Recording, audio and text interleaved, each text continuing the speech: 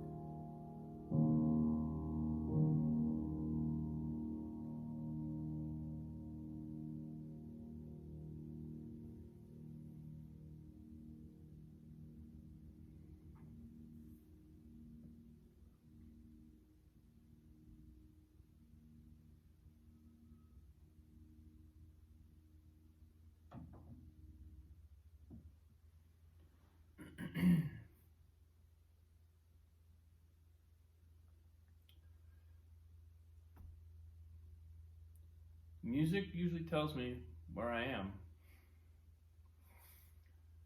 Whatever comes out of me, if I just let it come out, kind of gives me a little. It's like an X-ray.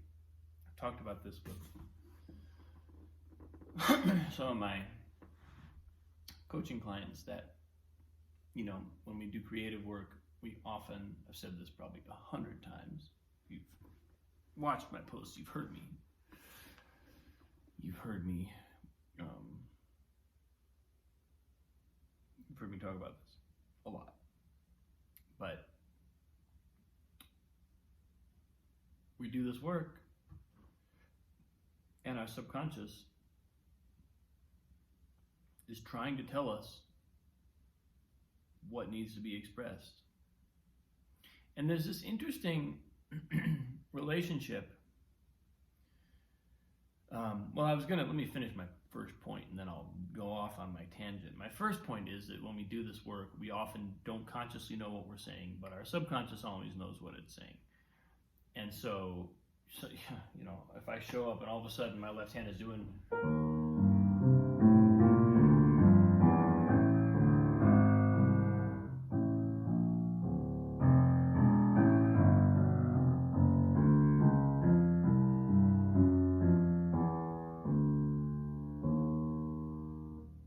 sort of dark, meandering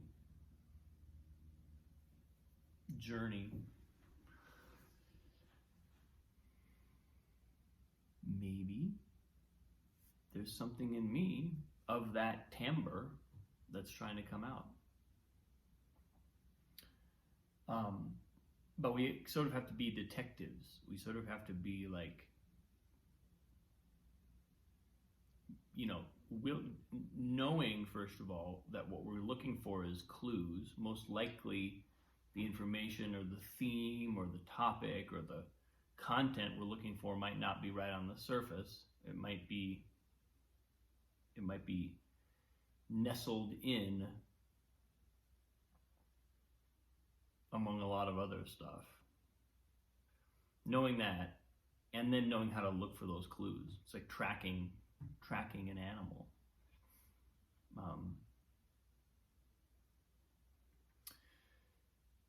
That's the creative process. That's it. And then my tangent I was going to go off on is that once we do a fair amount of that and we begin to connect more immediately with our subconscious, more directly, and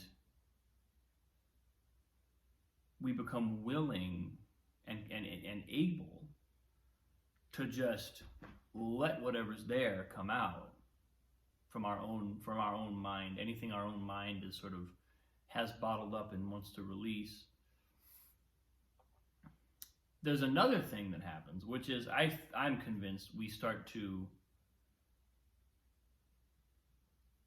channel stuff. Stuff starts coming through that's not really even from our subconscious. And that's like level two kind of artist, professionalism, or artists. Not professionalism so much as it's mastery. Because at that point, we've kind of relinquished, or our subconscious can get to a place where it actually sort of feels like, okay, I'm expressed. You're listening. If there's trauma here, or if there's pain, or if there's things that I needed to deal with, you're paying attention. You've let me say those things. I've expressed them. I've liberated them. So now I'm ready to receive. And then all of a sudden the other transmissions start to come through, and there's a phase of this where it's a bit of a blend. We're getting transmission that comes right in. It's like tuning into a radio wave. tuning our radio into radio waves.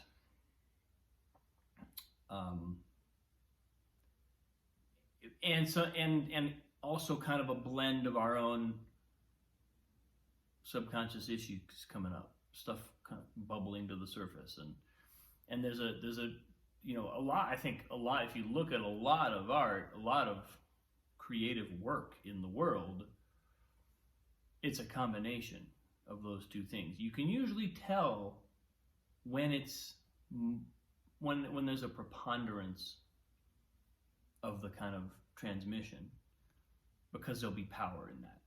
There'll be universal power in that. It's not a personal expression of a pain or a predicament or even a heroic journey. It becomes an expression of all